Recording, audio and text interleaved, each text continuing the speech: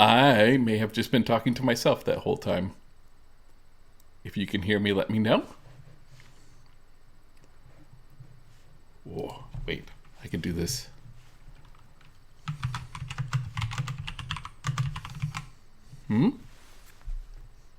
Yeah, excellent.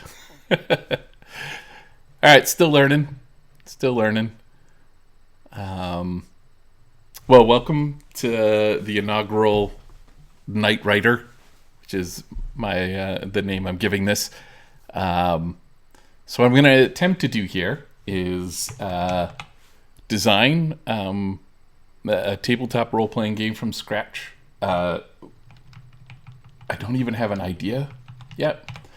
I have a little bit of an idea. I'll be honest with you. I spent some time thinking about possible ideas, but we're gonna just see how this goes and see if this is exciting.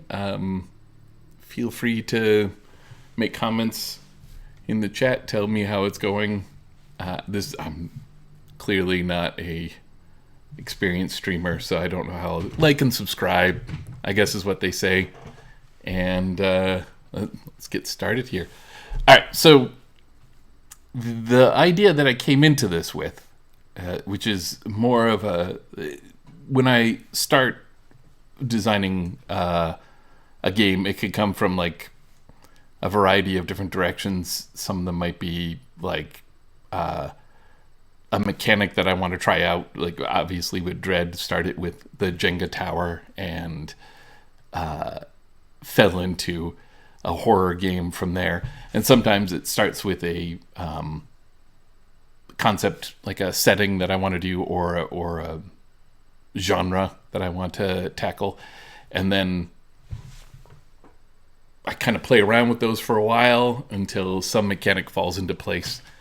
In this particular case, I have kind of a weird idea for a setting that I want to explore. We'll see what kind of mechanics come from that. It might not work out. It might. Certainly won't finish it tonight, but let's see what we can do. I'm going to start here with... I've got a... All right, see if this is showing up on the screen. The Twitch is a little bit behind what I'm doing, so it feels weird. I wonder if it's... I feel like I have like a delay set up so I can bleep myself if I happen to swear. Anyways, I think we can see most of that on the screen there, so that's that's good. So I'm going to start with a document here that I like to call the Litany of Lies. It's a it's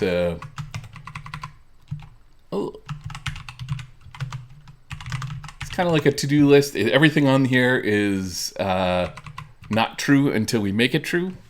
They are lies until we decide that they're not. So we can just fill it up with whatever ideas we have. I'll make this look pretty here. There we go. And it's sort of like my scratch document, the very first thing I start off with here. And the idea I have for a game well, we're going to go on a little bit of a journey here. So let's imagine that sometime in the late 70s, there was a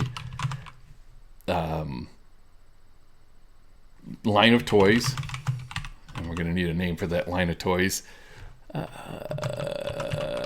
Space Starriors, something dumb. I'm going to have to turn off the spelling if I'm going to do that. No, we can just add it. That's fine. Space Starriors. So this would be something inspired by one of my favorite toys when I was a kid, the Micronauts. These would be like little action figures that had different parts that can kind of come off and on. You could put them on other... switch them around. You know, like somebody might have a buzzsaw on one hand and somebody else might have a hook, and you can, if you bought both action figures, you can switch them around. maybe other neat things. Maybe you have like brains. I remember I had Micronauts that had little brains that came off, and those weren't particularly switchable, but they glowed. They glowed in the dark, so that was pretty cool. So let's assume we're gonna have an imaginary Micronauts-like toy called the Space Starriors. About it's just sold to kids as get your action figures, buy a bunch of them, take off their arms, swap them with the other limbs, and make the spider guy and the robot guy half spider and half robot, that kind of thing. And then sometime in the early 80s, a comic book company gets the license, and they take what's generally a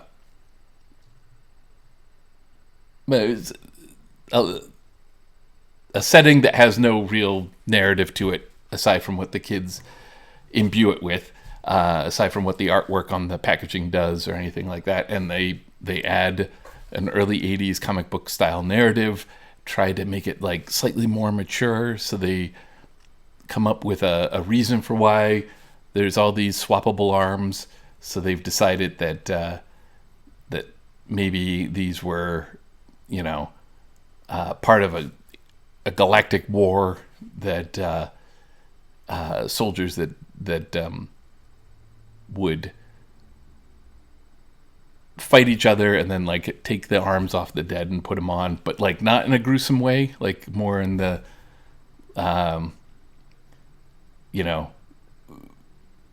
fit for kids kind of way. So maybe it wouldn't be the dead, they would just leave behind the knock them unconscious and take their arms off and leave behind their old arms. So everybody kept swapping and gaining new powers and being stuck with other people's old powers, that sort of thing. So we're going to take that forward now. We're going to go another decade into the future, because what happens is, obviously with this, is that the license only lasts for a short while, and then there's a whole reason why I have this entire backstory going here. Just follow me. So we go into the late 90s, and most people have forgotten about them. The license has lapsed, but someone has picked it up, and they decided to do one of those gritty, mature comics in the 90s to give us like a little bit more of a add something to the tale, a little more pathos to it. So now we've got the idea that maybe instead of like just this whole series of like just random space warriors or anything like that, they were part of a style of space warfare where you would take these space Starriors and you would put them in capsules and shoot them at other ships from great distances away. And Rob Liefeld would definitely have done the gritty reboot art. You would shoot them and they would travel like light years. Well, maybe not light years. That would be... Well, no, the comic would say light years. Why not? They don't have to be realistic. We don't have to be realistic here. They would travel light years and hopefully hit their target, hit like some other ship somewhere, and then take over. Like they would, their claws would come out, their buzz arms, whatever tools that they had on them specifically for this task of taking out an entire ship. And the story of this comic tells with them is many years, many centuries into the future after whoever was engaging in this war has long since died off. And obviously in any sort of battle, there are shots that are taken that don't hit their targets, right? So you have these space Starriors. Oh man, I'm regretting that name already. There's a litany of lies. We can make it whatever we want, but right now let's stick with it. You have these space Starriors that are like that have traveled for centuries in this sort of suspended animation in these capsules, meant to attack a ship, hit a ship somewhere, and take over, but they don't. And then eventually they hit some sort of planet, and everything they were fighting for is gone. And now they have to figure out a new life, and they have to kind of fit in with the way the world is now. And what probably ends up happening in this comic version here is that the only people that they can, because it's dark and gritty, the only people they can relate to are these other space Starriors that they had to fight. So we add all these layers in, and this is why I've come up with this, because what I want to do is I want to play with this nostalgia. I feel like that I like having these different eras of these different layers of that. I've been thinking like about the new Star Treks and how they differ from Star Trek: The Next Generation and Voyager, and how that differs from the original series, and how we layer different kinds of tales and narratives and nostalgias on top of each other. So what comes out of this is that for some odd reason, I've ended up with the license for the Space Starriors now, and I can make the game that I want based on my vague memory of first reading those 90s comics, because that's when I was really big and I thought edgy and it's real mature. And then going back and finding the earlier ones and then remembering the toys of my youth and making those connections. So I'm struggling to hit a specific feeling, a certain sort of nostalgia. And this is kind of like what my guideposts usually are. When I go to make something, I have like an idea of how I want to feel having discovered this game at some point. So what I'm trying to create here is something that triggers these sort of false memories. All of this is really esoteric, so let's get down to the business of actually making a game about this. So, all right, let's start with interesting hooks. So we've got things like removable. I'm not used to actually talking as I'm doing all this. Removable body parts. I like this. There's some fun things that could be done here with changing characters' capabilities. See, this is exactly how this starts, is that I'm now thinking, well, what about, who are you playing, right? We want to know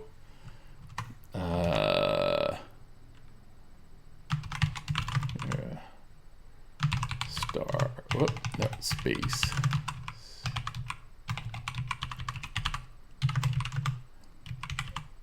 Am I spelling? Oh yeah, that's why.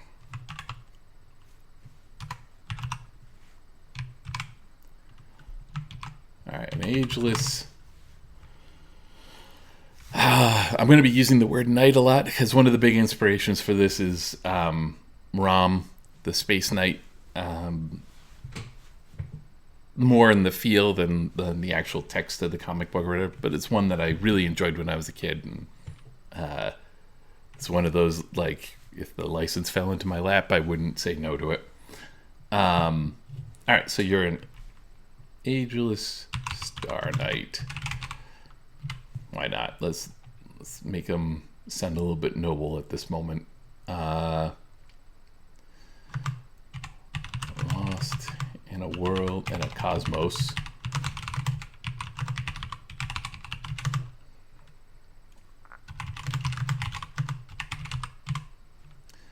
All right. So, as a role-playing game, I don't think I want this to be like a solo role-playing game. I think it's ripe for for that sort of thing, but I do want people to play it with each other. So, Forgotten You and Your Kind. So I think I wanted to start with recently found one another.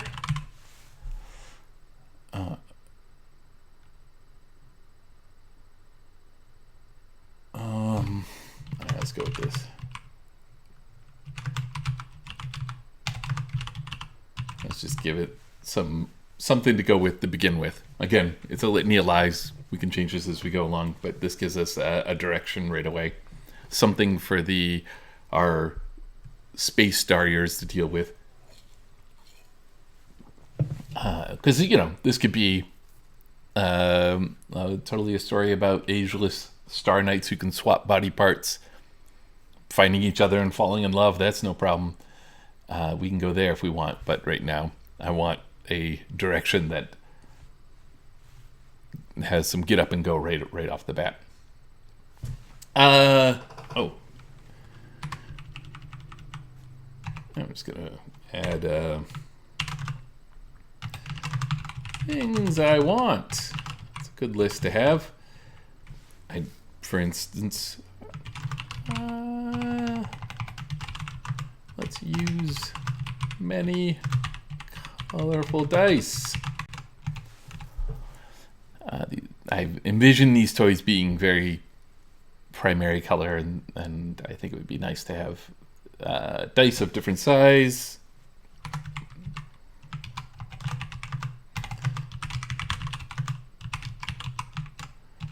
Might as well use. I don't design enough that uses all the wide spectrum of dice, so I might as well do that now.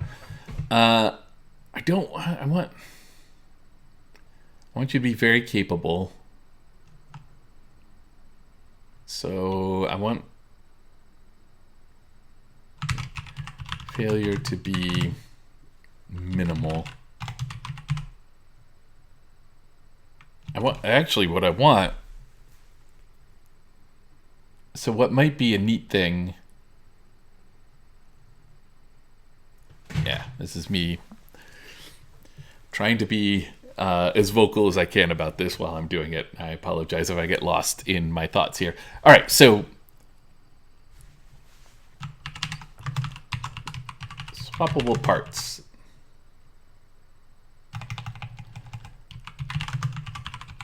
Come on. That's got to be a word somehow. Yeah, it is now. I'm going to go with 2 P's. I'll look that up later.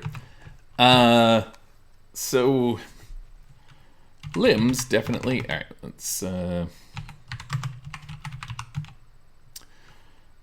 limbs, but I also want to is the torso? Maybe the torso. Brains. If we're gonna go brains, let's go heart. Guts, maybe. All right, so I think it would be fun if the different parts that you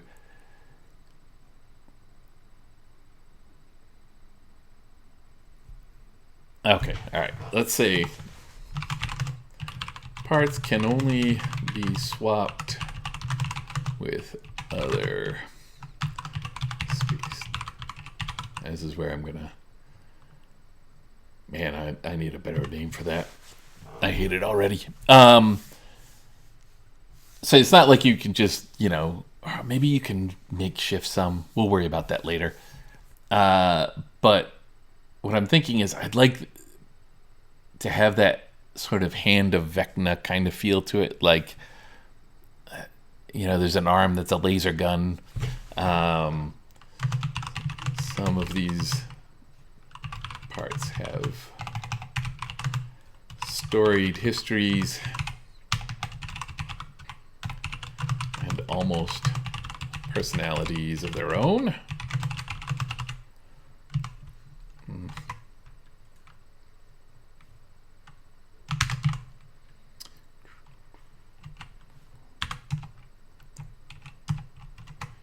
So let's see here. Oh, right. So what brought me on this in the first place is that I was looking at this failure thing, right? I want failure to be minimal, but what I really want, I want failure to be the part you're using. I want failure to be that with if you've swapped your left arm for like a diamond-edged buzz saw, that was used to bust into the hulls of ships or whatever.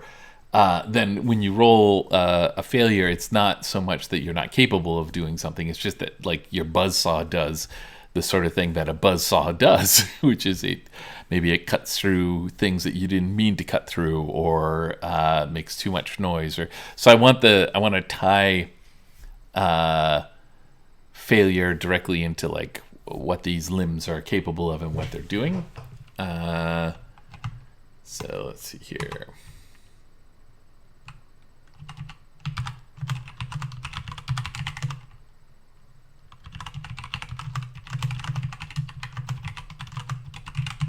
So I'm using limbs and parts interchangeably right now, but that's fine.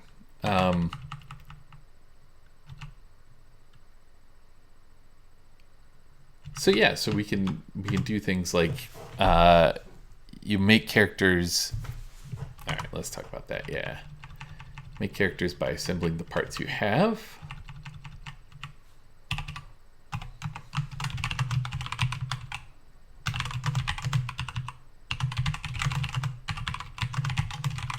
Could make this like a deck building kind of thing.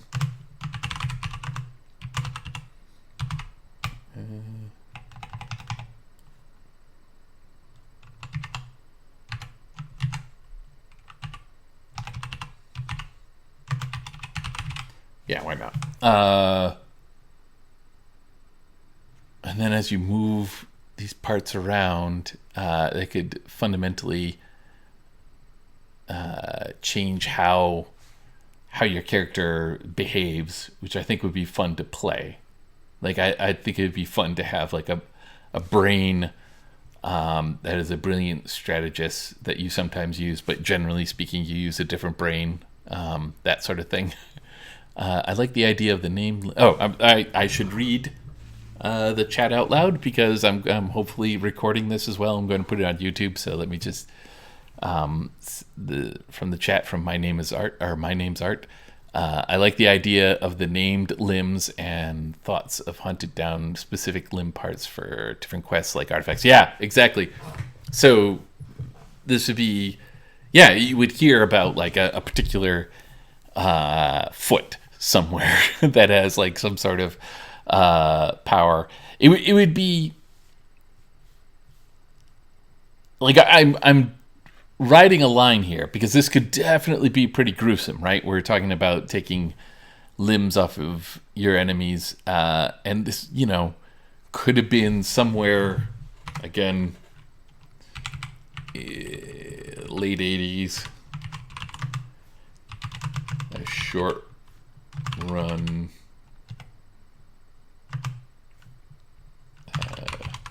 Saturday morning cartoon, where you had like they were taking him off of robot-looking villains, or just very alien villains. It's always Saturday morning cartoons have like this weird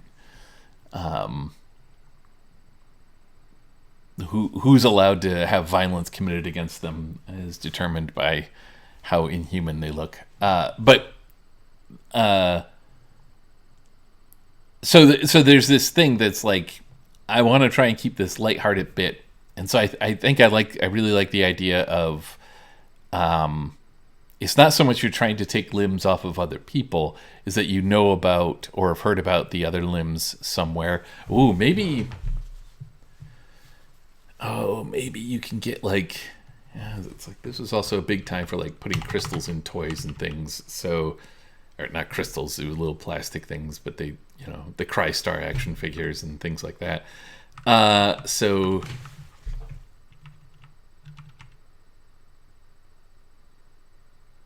Yeah, maybe somebody you can get like things that could seek out these ancient limbs sorry, I just went on Metroid there because this is making me think of Metroid and playing that game and just going through this weird alien world, shooting up all these things and finding these little balls that are just perfectly suited for the suit that you have. I'm sure Metroid. I've never delved into like the deep lore of Metroid. I'm sure there's reasons for these, and there's names for all these things that I can't think of right now. But it's a fun game. I enjoy it. Yeah, I really like the idea. I'm going to put that in here. Things to do.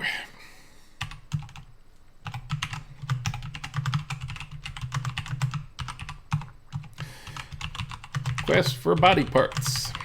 I need better words for body parts. Seek out.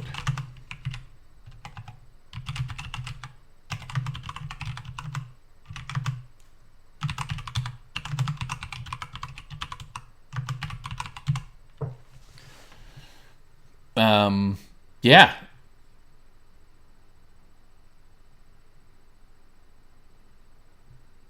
So, all right.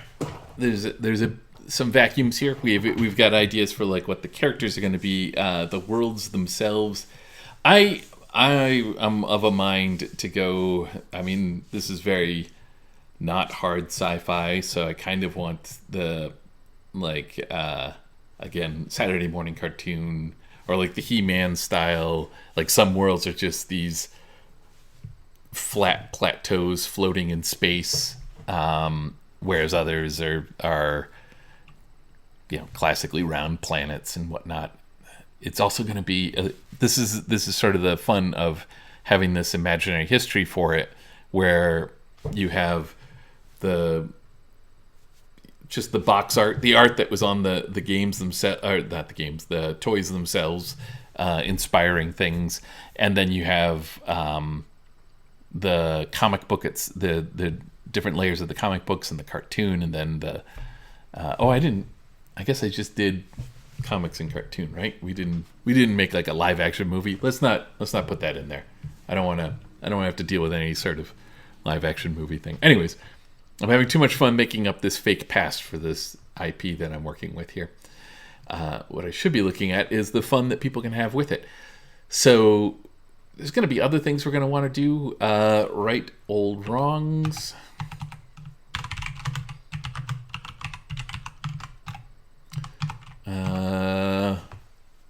Let's see here. I mean, this feels like a good setup for a little Jedi Knighty kind of the idea that you're wandering the cosmos and helping can.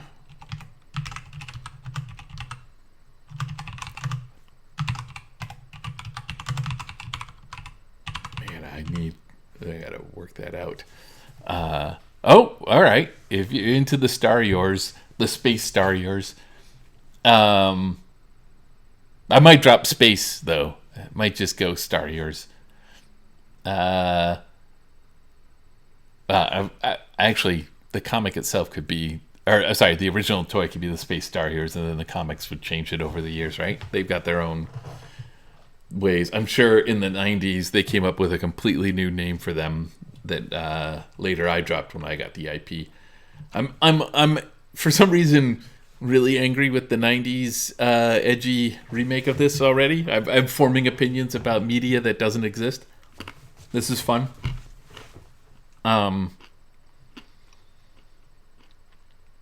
So I think you're going to be ageless. Oh, there we go.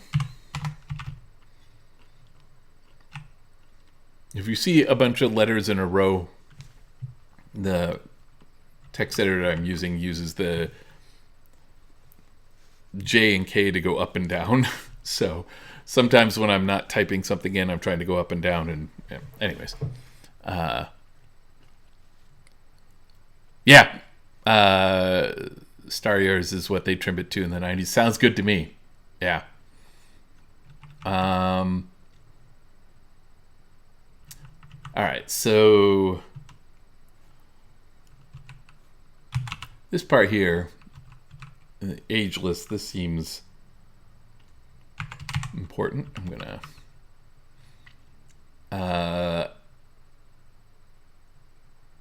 because at first I was just thinking about them as like Buck Rogers, like a bunch of Buck Rogers sent out, right? Like in cryogenic, I hope I'm pronouncing it, cryogenic sleep, or some sort of suspended animation, which I think is probably the case. But now okay. Well, hold on. So I think that probably is the case when you're shot off in your Starrior missiles, your Starrior torpedoes, your Starpedos. No, I'm not gonna. Your Starrior torpedoes.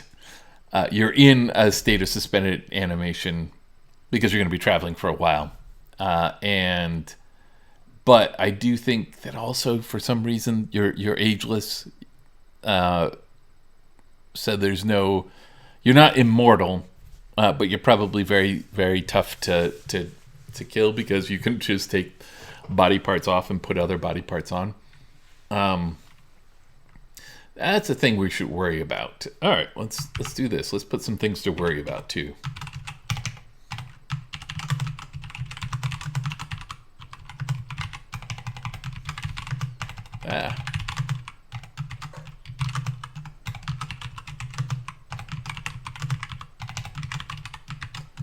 I don't.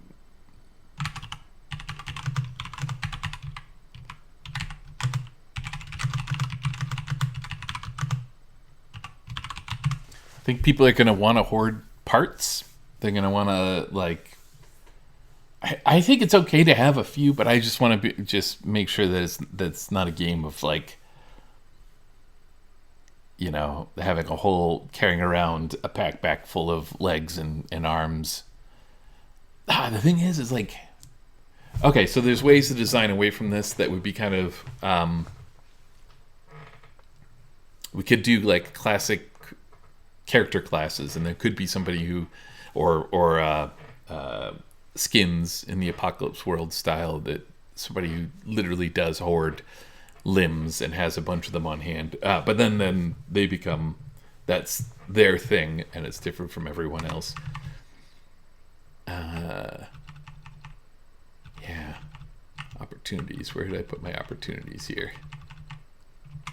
Oh, there. Interesting hooks.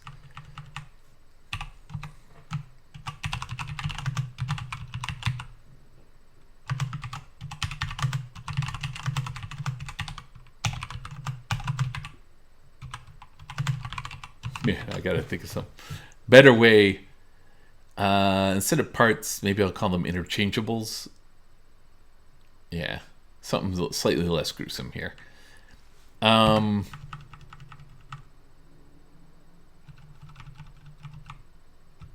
let's do that.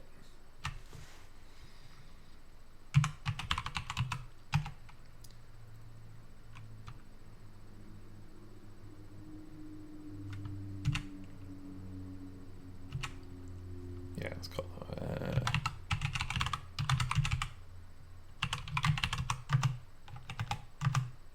interchangeables. Yeah, we'll do that.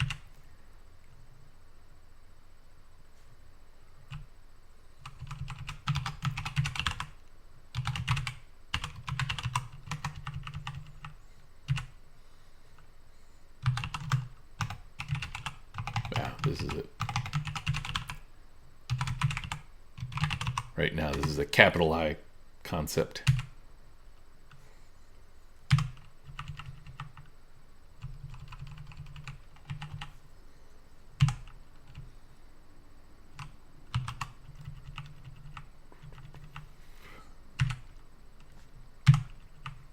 Oops.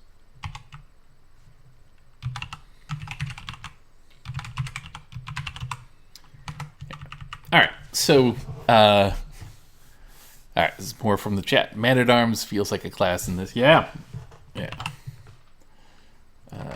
Let's go back up to that.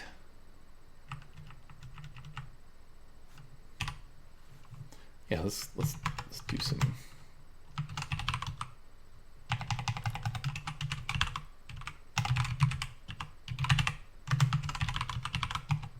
And these might not end up being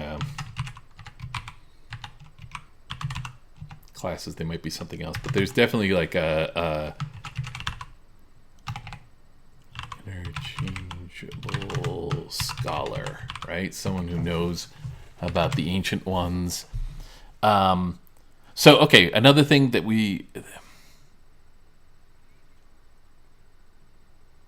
Oh, yeah, I remember why now. I was thinking I want to make sure they're ageless. Is just that if the idea is that they're the ones that missed their targets and they've just been floating in space until they landed somewhere, then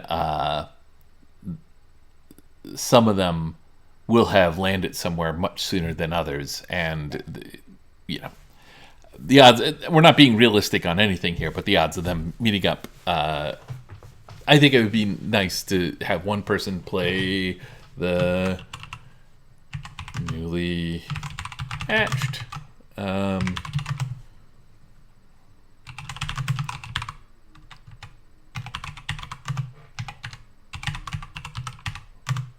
know how to spell torpedo. I didn't know I knew that. And then, like, you could have somebody who's been around, like, walking in the world for quite a while. So, like, wow, what would that be called? Like a...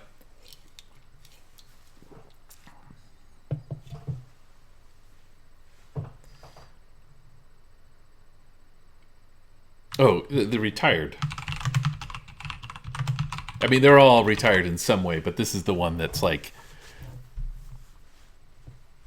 landed on a planet several centuries ago and is now just living out a normal life on the planet. Is not worried about being, and is being brought back in by the content of the initial scenario, or how we start the game.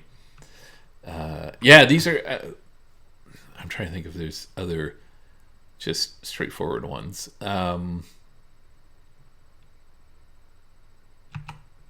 There's going to be one that's like the one that landed on a comet and just spent centuries never meeting anyone.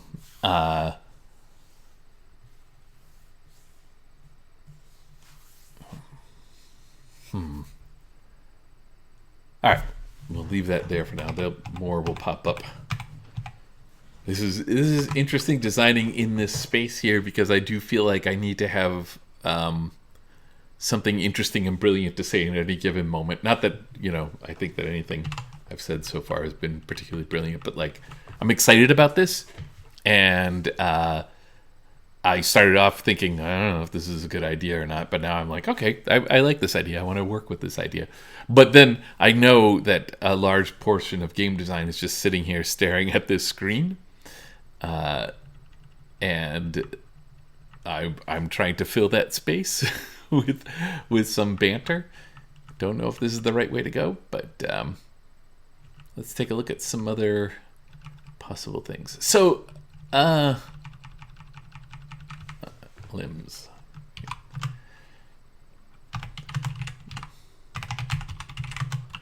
Weapons, tools. I mean, I feel like a lot of this is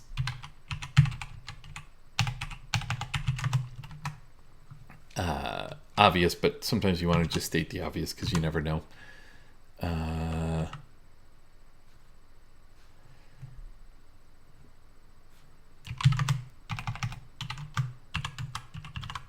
Expertise. What else could brains give you? I really do have like these toys. If you get a chance to just kind of Google the Micronauts, I don't remember there's the Micronauts that looked like androids or robot humans, and they had like silver faces and things like that, and they're very frail looking. And then there was a bunch of them that were like had like triangular lizard heads, or these are the ones with like exposed glow in the dark brains that you could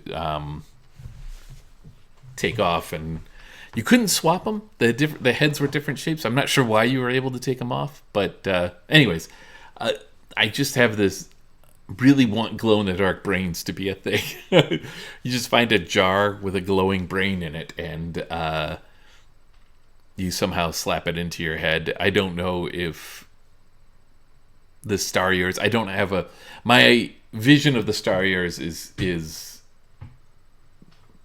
basically just they all look different. Like, maybe I should say that somewhere.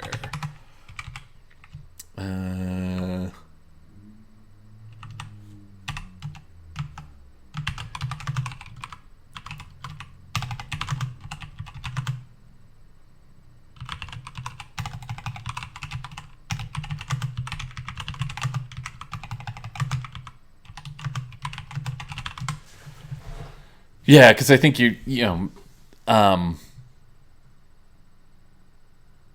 these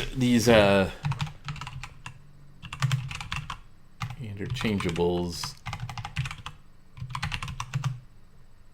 they weren't manufactured, right?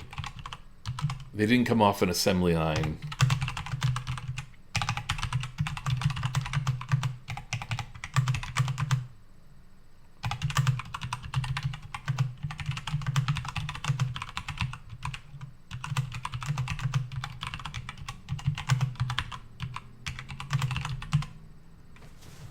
So they're not like a dime a dozen. They're like this. I mean, I think this ties into the whole like they have a storied history, right? Like they're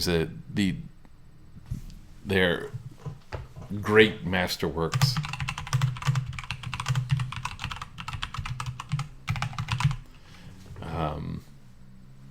And so like they're ornate and beautiful, and they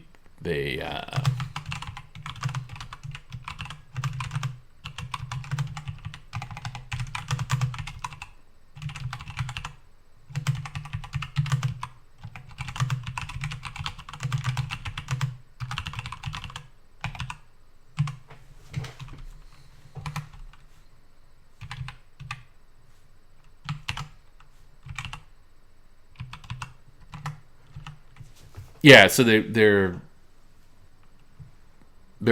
works of art in their own right. So each Starrior is made up of these parts, and so they all look different. But they're also capable of this sort of swappable part modularity that comes with manufacturing. It's a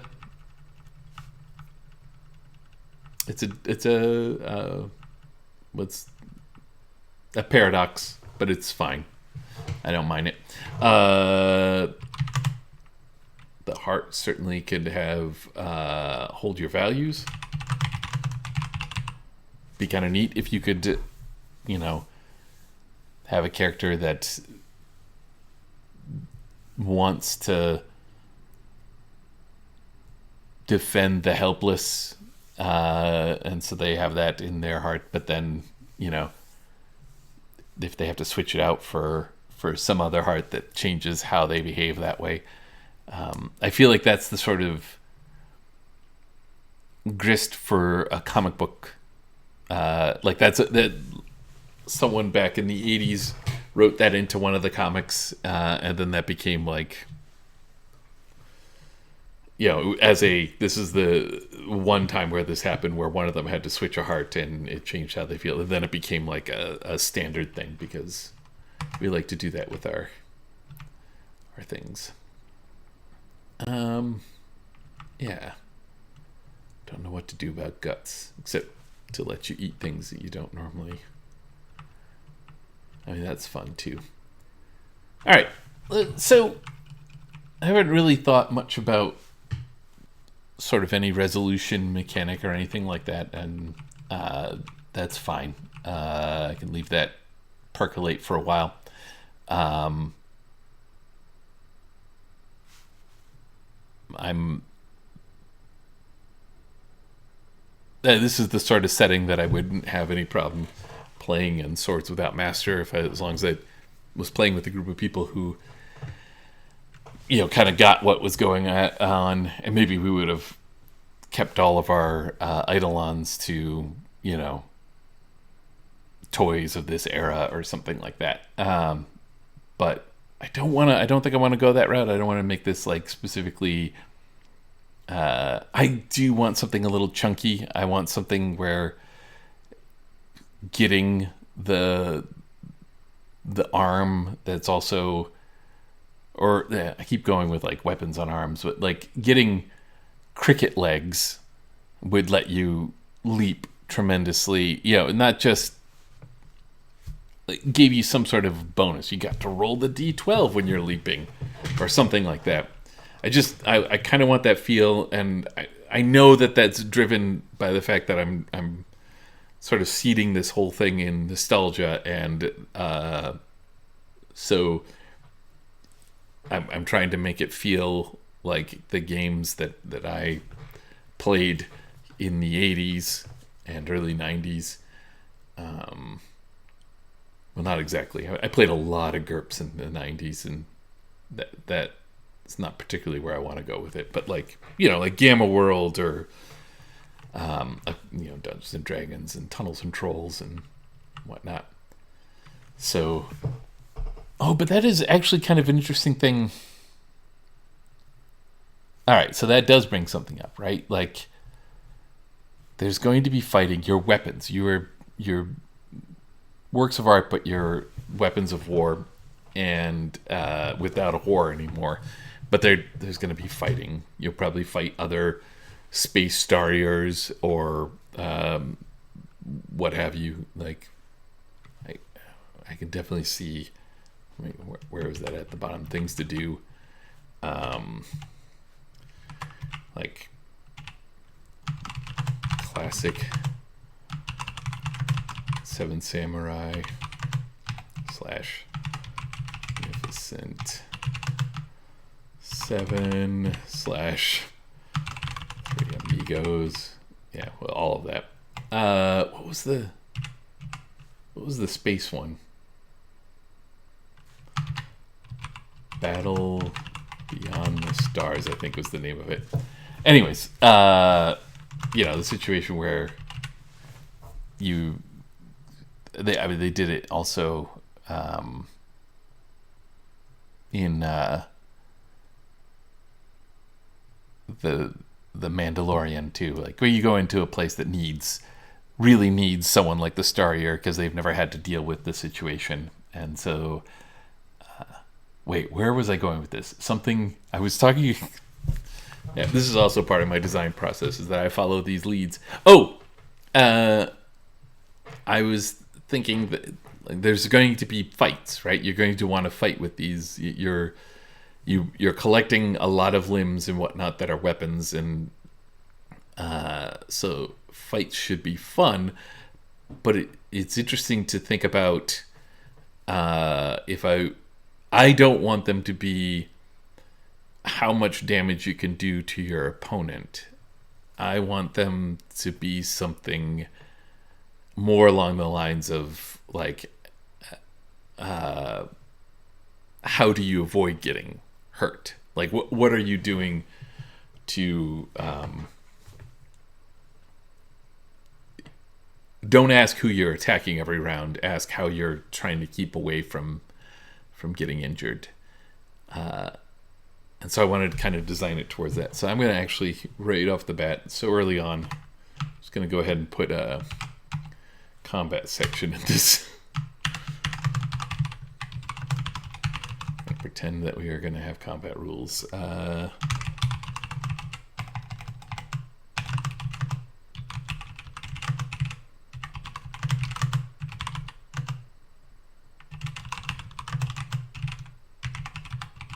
And I don't mean that as like a particularly moral stance. Like the fiction of this is going to, again, we have this alibi of this entire nostalgic line of different styles of storytelling. Some for kids, some for ostensibly for adults, but mainly for teenagers. And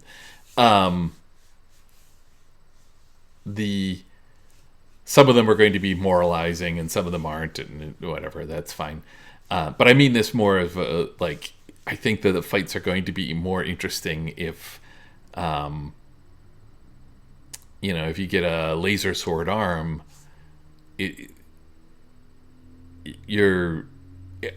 more interesting to try and stay away from your opponent's laser sword arm than it is to cut through swaths of armies of foes with just your laser sword arm, right? Like I think that's how I want to focus the mechanics for now. I feel like I'm trying to make a case for it, which I mean, I know I don't have to convince anyone but myself here, but I think I am kind of convincing myself here. I'm trying to find a way to play this. Part of it is that I just find those kind of mechanics more interesting. So, anyways, yeah, we've got about. I was going to do this for about an hour, so we have about 5 minutes left. I've talked quite a bit. I don't know if anyone has questions. I should have said go ahead and shout them out whenever you want. We're convinced if you're convinced. Well, thank you, Joe. Yes. And like I said, this is the litany of lies. So any part of this can change. These are all lies until we make them real. But this is kind of a neat start. I think this feels good. I don't know how this is going to work. I was intending to do this like 1 hour a week, and so that means I'm gonna have to turn my brain off and not think about this game between now and then. I don't think that's a realistic possibility, but just shout about it online if I think of things or whatever. Pay attention there. What I wanted to do there. One of the reasons why I really wanted to use this editor that I'm using now for this is that I had found a plugin for it that let people call out the specific line numbers and say, hey, in the chat, say, hey, this thing on line 10, that really shouldn't be the late 80s. It should be more like the mid 80s or whatever, like anything like that. I can't get that to work right now, but I'm going to work on that. I'm going to try and kind of make this whole thing slightly more interactive beyond me just taking a look at the chat here.